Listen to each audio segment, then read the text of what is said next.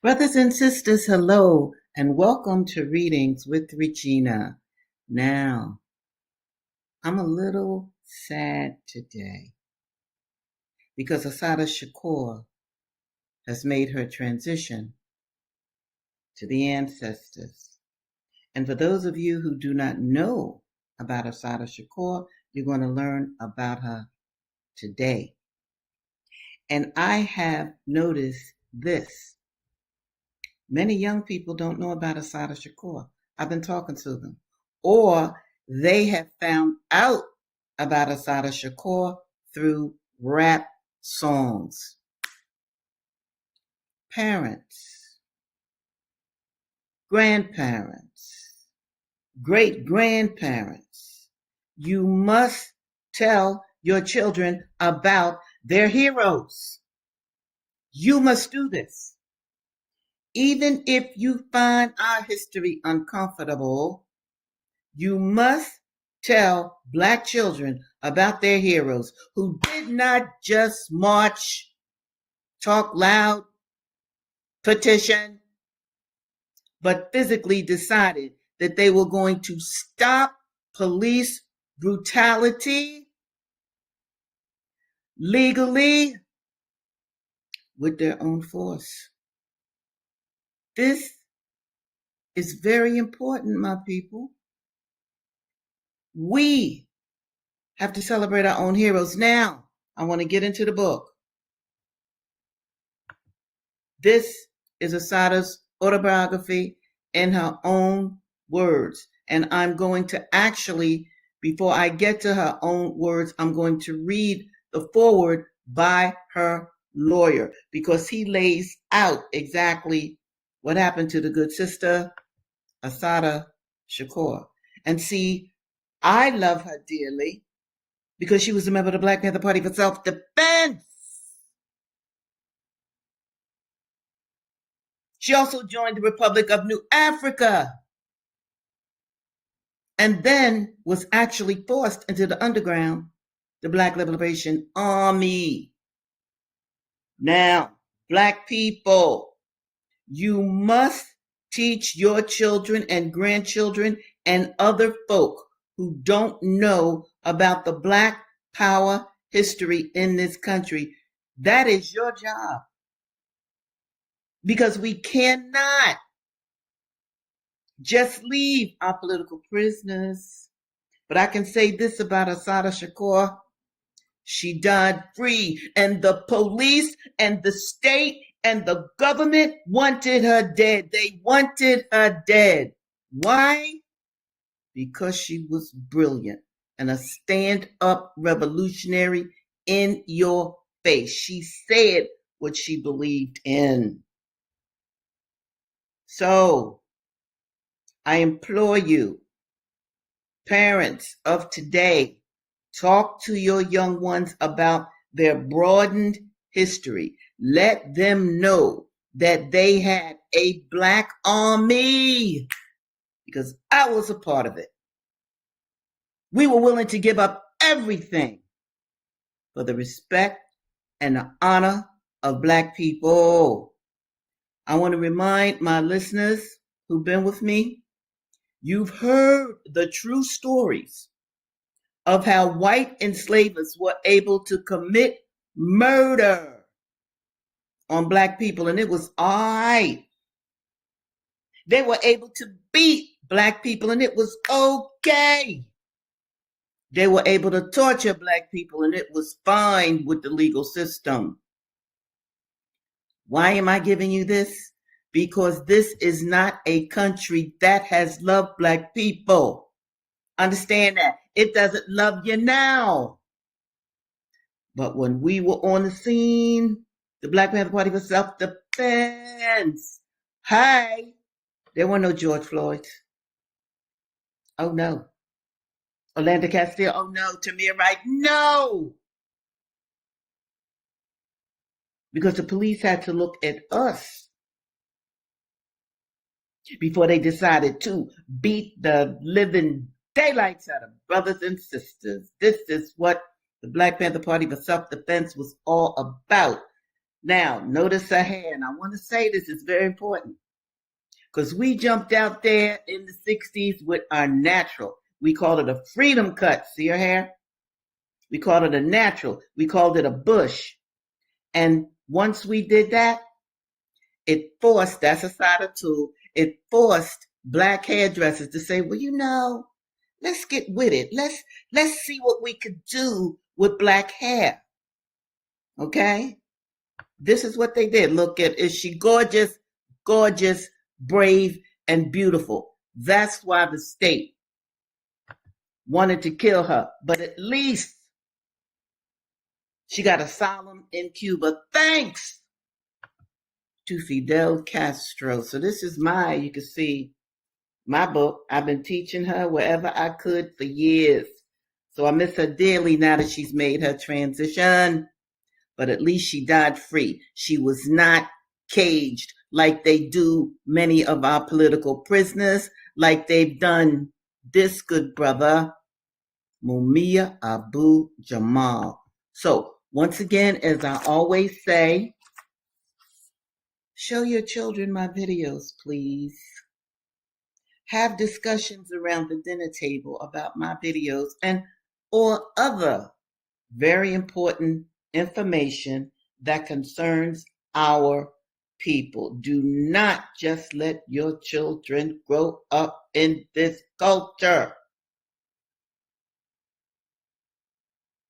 Oh, I think I forgot to say, all of my subscribers, thank you for subscribing to Readers with Regina. It means something about algorithms or something or whatever. But I appreciate your being here and know that you are prayed for every day and every night. Now, let me get right into the book. This book is, I want to show you the inside of it too. Look at this. Assata, Assata, Assata. Love that. All right, here we go. Now, this is written by her lawyer, Lennox Hines. All right, here we go. The publication of this extraordinary autobiography provides a rare opportunity to see behind the carefully orchestrated distortions of fact concerning the life and motivations of Assata Shakur, writing simply and vividly about the racism that permeated her childhood and young womanhood. Those ordinary experiences of Black people in the United States that have driven millions to despair and many to rebellion. Assata leads us all to understand more about the society we live in. Clearly, it was the racism riddling every aspect of the early life of this sensitive, intellectually gifted, and life-passionate child as she struggled to establish her own identity that led her to seek solutions to the catastrophic impact of racism and economic oppression on all people of color in the United States. It is racist America that provides the context for the making of this Black revolutionary. People struggling for self-determination are a phenomenon of the 20th century. These struggles are frequently understood and supported by people of goodwill in the United States. When the struggles take place in South Africa, El Salvador, the Philippines, or Palestinian refugee camps. Now, this book, he wrote this in 1987. Let me underscore this again. Palestinian refugee camps. Don't you see that every day? Don't you see that genocide every day? Supported by the United States of America. This is 1987 that Hines mentions this. So I want you to keep that in mind. Assata Shakur's own words as she writes about her struggles for growth and meaning in the streets of New York and in the South as a child and as a woman present as clear a case for self-determination and development in the United States as do the lives of her brothers and sisters throughout the world. For although her book is intensely personal, it is also absolutely political. She writes about her experiences not as a historical icon seeking to crystallize the official life, but as one whose experiences searching for change can provide a key to her own life and to all those others who, as she so vividly puts it, quote, have been locked by the lawless, handcuffed by the haters, gagged by the greedy, end of quote, and for whom, quote, a wall is just a wall and nothing more at all. It can be broken down. As a lawyer, teacher, and student of history, I know that while Assata's story may be unique in its energy, creativity, and passion for life and principle, it is typical of the ways the United States has responded historically to individuals that the government sees as political threats to domestic tranquility. Since Assata touches only lightly on the events that led to her being a target for police fire on the New Jersey Turnpike in 1973 and on the flimsy evidence on which she was finally convicted in 1997, I will attempt to sketch some of the details that contributed to the fearsome image generated by the state and perpetrated in the media. This is why I always tell you, do not spend your life listening and looking at television. Television, mainstream media lies to you. They take their cues from the government, from the oligarchs that run this country. Here we go. I first met Assata Shakur in 1973 as she lay in the hospital close to death, handcuffed to her bed, while state, local, and federal police attempted to question her. As the national director of the National Conference of Black Lawyers, an organization that has been called on to defend political prisoners in the Black community since its founding in 1968, I was no stranger to the carefully orchestrated disinformation campaigns that federal, state, and local law enforcement agencies had engaged in against Black activists under the leadership of the Federal Bureau of Investigation. Prior to meeting Assata, we had represented Angela Davis, had initiated inquiries into the 1969 police executions of Black Panther leaders Fred Hampton and Mark Clark, and the 1971 police attack and indictments of the leadership of the Republic of New Africa, and had defended many of the Black men and women who had been identified as targets of the FBI. The FBI's systematic surveillance of and attacks on Black groups and individuals were orchestrated by its counterintelligence program, COINTELPRO, which was directed specifically against what the FBI termed Black nationalist hate groups. COINTELPRO's first targets were Martin Luther King and thousands of less prominent civil rights activists. Elsewhere, I have written extensively about COINTELPRO. Let me show you this. Now, this DVD might be on YouTube for free. I don't know, but I got the DVD. It's called COINTELPRO. If you don't know about this, you should look on YouTube for it or buy it.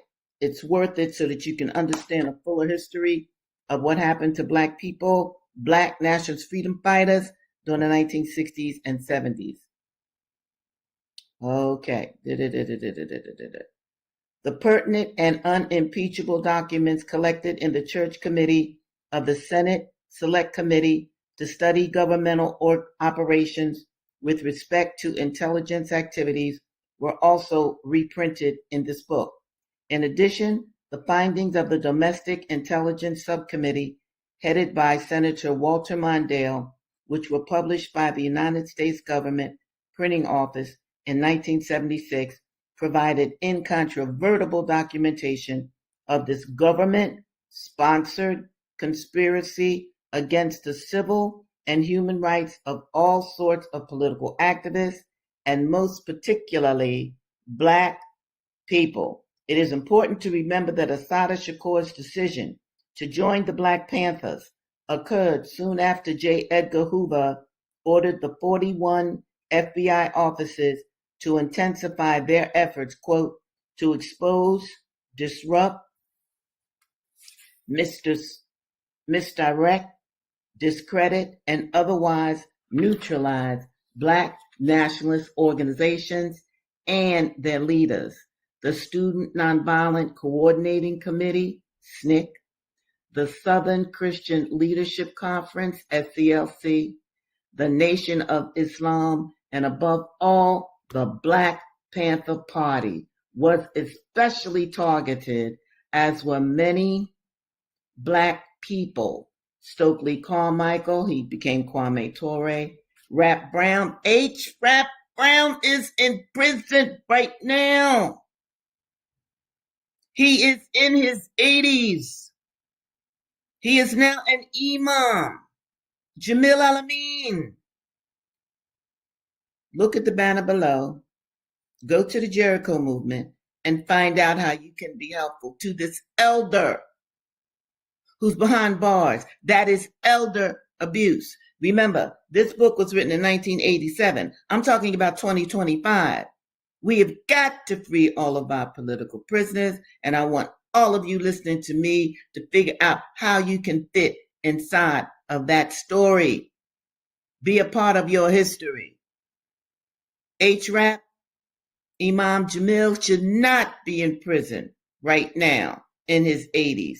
It shows you the inhumanity of this country. It just wants to cut off any Black nationalist freedom fighters who really fight aggressively for the rights and the dignity and the honor of Black people. All right, let me get back to the book. Where was I? Elijah Muhammad, Fred Hampton, Mark Clark, and as we shall see, Assata Shakur, also known as Joanne Chesimard. As it is now clear, a carefully orchestrated intelligence and counterintelligence campaign was conducted by the FBI in cooperation with state and local law enforcement agencies designed to criminalize, defame, harass, and intimidate Assata beginning at least in 1971. By the time Assata Shakur was shot and captured on the New Jersey Turnpike on May 2nd, 1973, she was wanted for a number of most serious crimes. Massive prejudicial publicity had been generated by the Federal Bureau of Investigation and the New York City Police Department to create an image of dangerousness and to convict her in every aspect of the mass media before any trial. Orders had been issued to apprehend her, dead or alive. She spells out the dread and terror when she writes, "Everywhere I went," these are Assata's words now, "everywhere I went, it seemed like I would turn around to find two detectives following me. I would look out my window, and there in the middle of Harlem, in front of my house, would be two white men sitting and reading the newspapers. I was scared to death to talk in my own house." Assata could no longer go home. She was on the FBI's most wanted list, accused of being armed, of being a bank robber, and subsequently of being a kidnapper and murderer.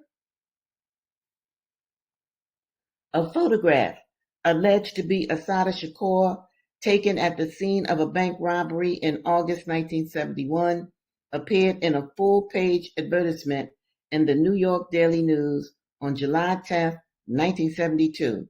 It was a duplicate of a poster placed in every bank in the city and state of New York and post offices and subway stations. This advertisement announcing wanted for bank robbery, $10,000 reward, was printed above 4 photographs, one of them the picture of a woman allegedly taken during the 1971 bank robbery. Beneath the picture, in bold capital letters, was the name Joanne Deborah Chesimard. During her trial for this bank robbery, which ended in acquittal, I need you to understand that. I need you to understand that. I'm going to read that again because it's important.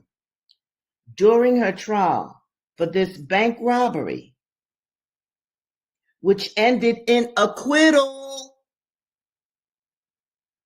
a jury found that it was not a picture of Assata Shakur, Joanne Chesimard. The photograph had been released by the FBI and the U.S. Attorney's Office to the New York Clearinghouse Association, a banks association, which placed the ad and posters. All right, let me stop for a minute and bring up right on. Okay, Marvin. Thank you, Marvin. Thank you for being here. Spread the word about these videos, especially this one. I want you and everybody you know, Marvin, to know about Assata Shakur. Now, y'all done just heard me show that she was acquitted of a bank robbery, okay? That the news media, backed by the bankers, plastic posters all over saying that she was wanted, dead or alive. You hear this?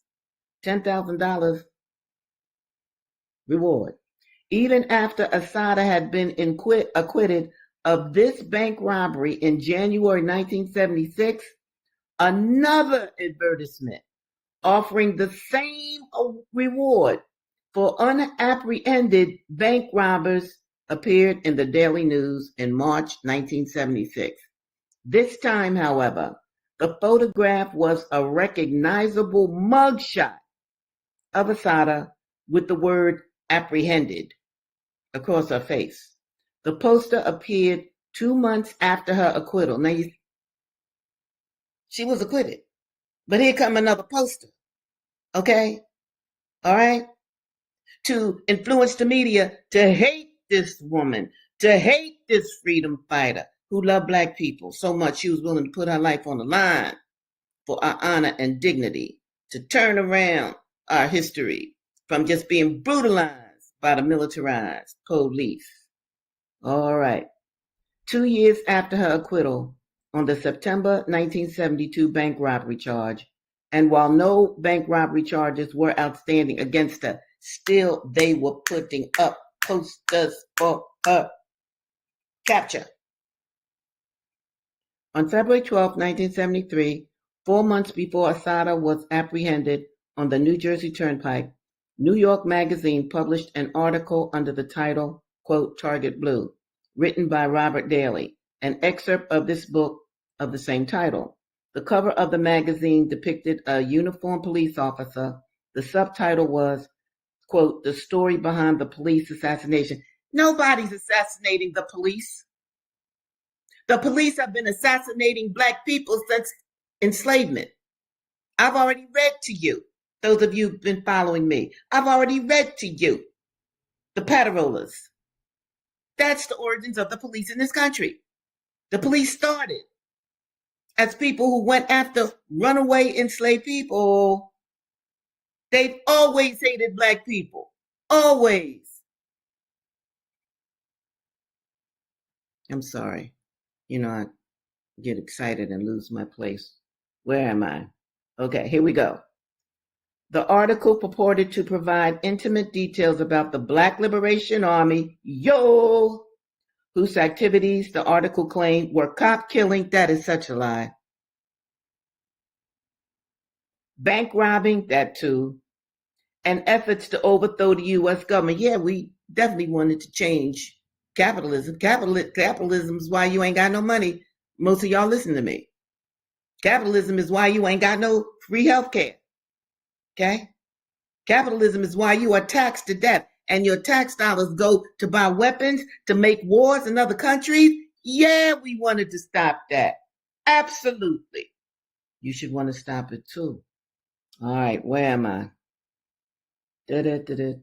Cop killing, bank robbing, and efforts to overthrow the U.S. government.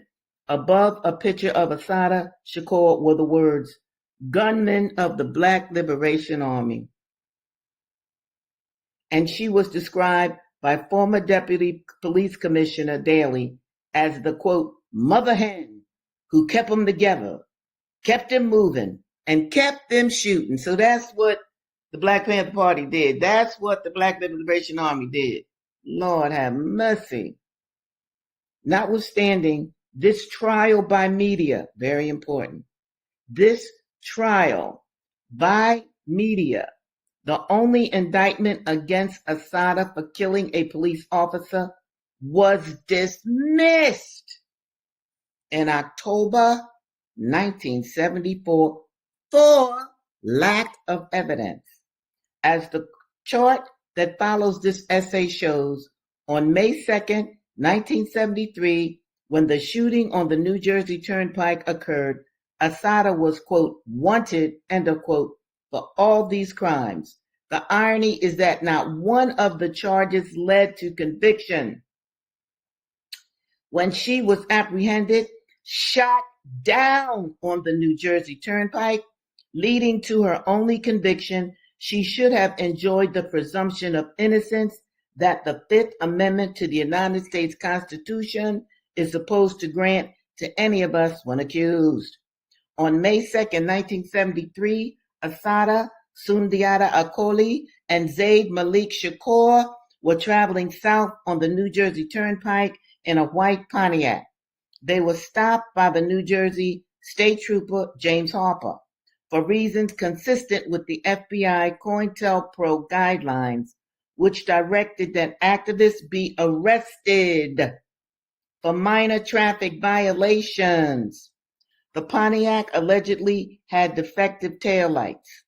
Harper's testimony, however, leaves open the suggestion that the Pontiac was simply a target. You know it was. Harper testified that when he first saw the Pontiac, he was 2 miles north of the Turnpike Administration Building, headquarters for the troopers. He followed the car for 2 miles until it was close to the administration building before he pulled it over because, quote, "the light was better and there was more security," end of quote. The Pontiac was traveling at a normal speed in the center lane. Harper first passed it in the left lane, observed the driver, and, quote, "made a mental note of his description," end of quote. He then moved to the right lane and let the Pontiac pass him, at which time he, quote, "made a mental note of the sex and race of the passenger." Yeah, he saw they were black. Straight up. They were black. He then approached the Pontiac in the left lane, motioned the driver, Sundiata, to pull over, and called the administration building for assistance. When Trooper Robert Palanchar was directed to assist Harper, he commented over the radio, quote, "meet you at the pass, partner," end of quote, and sped to the administration building at 120 miles an hour. Trooper Warner Forster also went to assist in this stop, for which Harper testified only a summons would have been issued.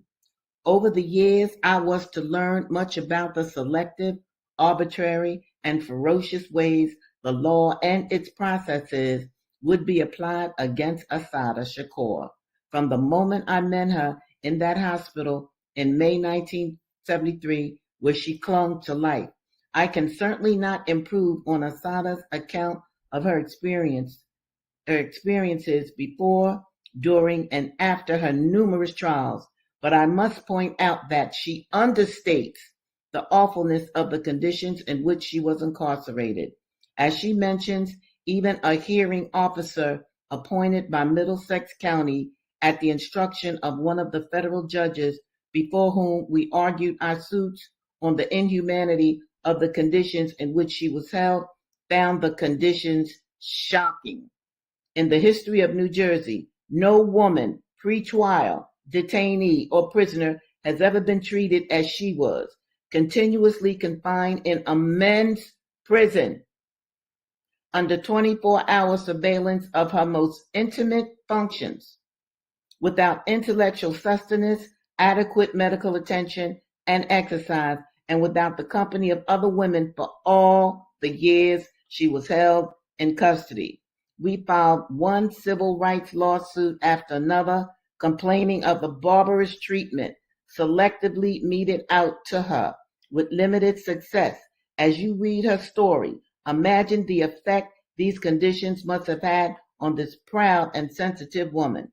Another bitter irony of her situation is that during the course of those years awaiting trial in New Jersey, the many other charges that caused her to become a fugitive, leading to the shootout on the New Jersey Turnpike, were dropped for lack of evidence, were dismissed, or resulted in acquittal. And yet the physical conditions under which she was held worsened at best.